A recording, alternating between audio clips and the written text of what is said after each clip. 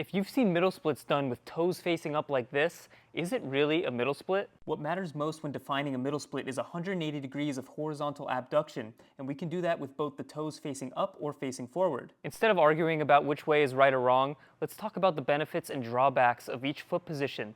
But first, we need to understand the biomechanics. When we anterior tilt the pelvis, this not only takes us from pure abduction into horizontal abduction, but it places the femur in a relative external rotation. And when we turn the toes upward by externally rotating the femur, it decreases the amount of anterior tilt we can maintain. When the hip shifts backwards, tension shifts from the short adductors into the hamstrings as the heels are now pushing down into the direction of hip extension. Those who are limited in hip flexion due to stiffness in the adductor magnus tend to default into this foot and hip position like we would see with toeing out or butt wink in a squat.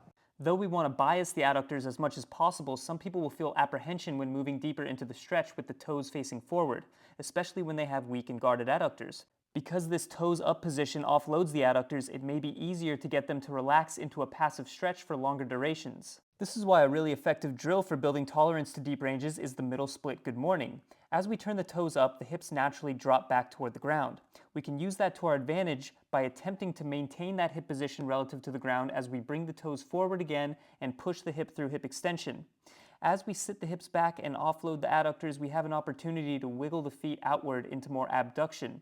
As we come back upright, we can try to actively tilt the pelvis forward while bringing the hips in line with the ankles, moving deeper each rep. This is a great warm-up for true middle split holds. Keeping our feet facing forward allows us to maintain tension through adduction, primarily biasing the adductors. Therefore, this is the best way to isometrically and eccentrically load them at length. And if you're a stiffer person, we're going to need these yielding isometrics and eccentrics eventually to build the greatest range possible. And it can be quite dangerous to perform hands-free isometrics with the toes up because you'll quickly lose balance.